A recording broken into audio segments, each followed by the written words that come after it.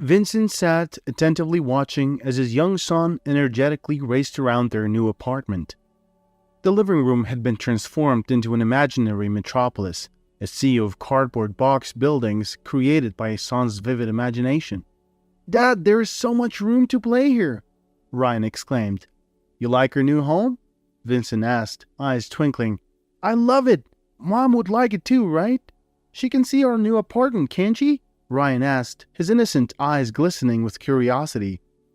Feeling a surge of emotion, Vincent walked over to his son, kneeling down to his level. He looked into Ryan's eyes filled with love and nostalgia, then embraced him in a warm, tight hug. "Of course she can, Ryan. Of course, she does," he reassured.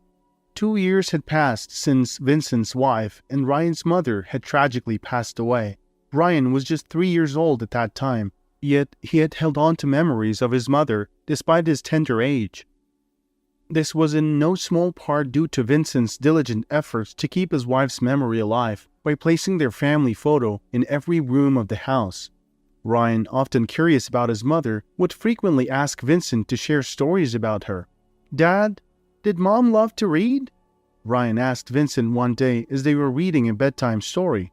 His question brought back a wave of warm memories of the times when Vincent and his wife would get lost in conversations about the books they were reading. A nostalgic smile crept onto Vincent's face. "Your mother was a real bookworm, Ryan. She loved to tell me stories from the books she was reading. I know she would have been thrilled to see you learning to read, even before you started school."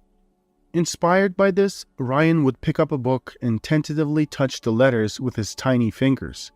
Vincent used this approach to educate his son through questions and answers. It made him feel as if his wife Leah was still present in their lives, aiding and guiding their son's growth. "Dad, is Grandma going to live with us again?" Ryan suddenly asked. "Absolutely, buddy, but we need to unpack and organize everything first and set up a room for her. Then we can head to the station and pick her up." "Can we see the trains there?" Ryan's eyes sparkled with excitement. "Definitely." "Great! Traveling by car is so boring. I wish I could have gone with Grandma." Vincent chuckled heartily at his son's candidness.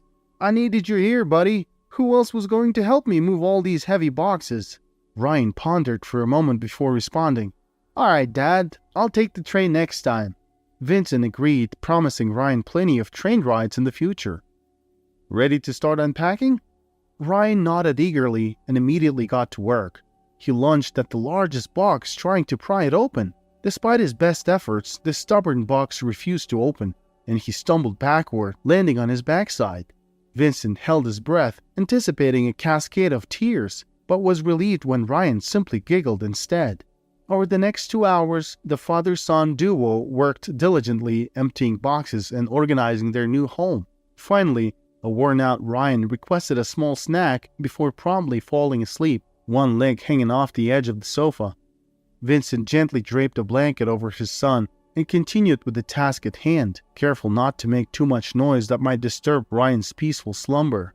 As he continued to unpack the remaining boxes, he stumbled upon his wife's collection of books. He gently opened a few, savoring the familiar scent of the pages, a silent testament to his wife's loving touch.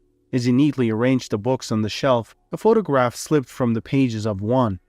It was a picture of Leah, his wife, but a version of her Vincent didn't recognize. She wore clothes that he didn't recall ever seeing her in, and her hair was cut in a surprisingly short style, something entirely new to him. He speculated that the photo might be from her youth, yet she appeared to be the same age as when they had their son. The mystery puzzled him. Safely tucking the photograph in his pocket, Vincent resumed his task, aligning the remaining books on the shelf. "Grandma, here's your room," Ryan chimed, his face beaming with pride as he showed Wendy her new quarters. Wendy surveyed the apartment, then turned to her son, her eyes tinged with melancholy. She heaved a deep sigh and murmured, "This is a lovely apartment, Vincent. I do hope we can finally settle here." Vincent, preoccupied with his thoughts, nodded in agreement without meeting her gaze. "I hope so too, Mom. That's what they assured us." An army officer by profession, Vincent's recent promotion had brought them to this town. The higher-ups, aware of his personal situation, had assured him that he would be stationed here until the end of his contract. However, the end of his contract was nearing, a reality that came with a complex set of emotions. Vincent's beloved wife Leah used to accompany him everywhere. That was until illness kept her confined with his mother while Vincent continued his travels. Tragedy struck when he least expected. Instead of the recovery everyone had been desperately hoping for, Leah passed away suddenly. The devastating memory of that day was permanently etched in Vincent's mind. He was rushing home from yet another trip, anxious about his mother's well-being, missing his family, and eager to play with his son and embrace his ailing wife. Leah was there, waiting for him, but her condition had severely deteriorated. Normally, she would greet him at the door with her enchanting smile and a soft, sweet scent. She would always wear something special for his homecoming. This time, the scene was starkly different. Vincent entered the house in silence, leaving his luggage on the floor and removing his jacket. The house lacked its usual vibrant energy, and the foreboding sense of inevitability weighed heavily on his heart. Summoning his courage, Vincent decided to confront the negative thoughts swirling in his mind. He stepped into the bedroom, finding Leah asleep. Vincent's heart ached as he took in the sight of his wife's peaceful face. He quietly settled down on the edge of the bed, watching her with the longing to curl up next to her and offer comfort through his embrace. Tentatively, he reached out to place his hand over hers. Feeling his touch, Leah slowly opened her eyes and gave him a weak smile. "Hey, sweetheart. How are you? I've missed you so much," Vincent whispered, his voice choked with emotion. Her smile lingered, gradually growing warmer. "I've missed you too, darling," she responded. But then, a flicker of fear passed over her features. "I was scared that I wouldn't make it until you returned." Her radiant smile returned, casting away the shadow of fear. "But you're here now." She drew a deep breath, her smile persisting. She looked at Vincent for a while, silent yet communicative. Then her eyes gently closed, and her once warm smile faded to a neutral expression. Vincent remained by Leah's side, believing that she had drifted back into a much-needed sleep. However, a sudden chill of apprehension washed over him. "Leah, sweetheart!"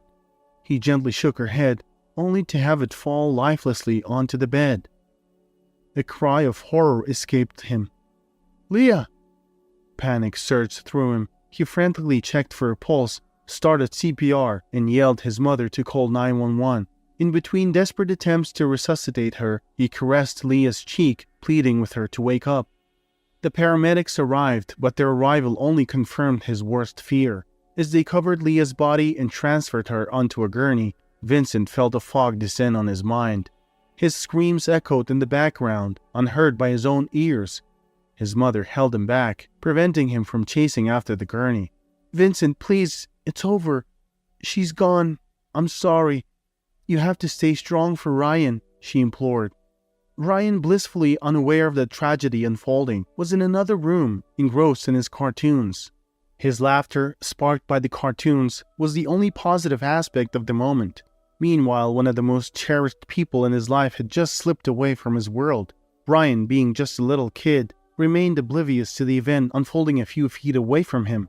For years, until he grew up and truly understood the gravity of that day, he would believe that his mom had journeyed to a faraway land to fetch him the most beautiful flowers and toys.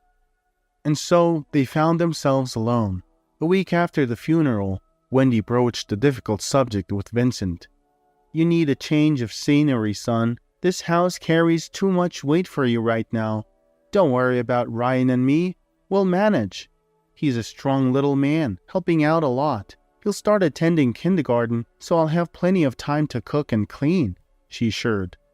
Vincent didn't respond immediately to his mother's suggestion. He needed time to think.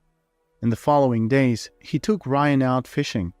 Dressing his son turned out to be a comedy of errors, as he struggled to find Ryan's jackets, hats, and socks. It was a humbling reminder of how much Leah had done around the house, something he hadn't fully appreciated until now. Once they finally embarked on their journey, Ryan started his barrage of questions. Some were simple, some absurd, and others quite challenging. Vincent had to put serious thought into his responses or resort to online searches. As they neared the lake, Ryan asked, "Dad, why don't fish drown?"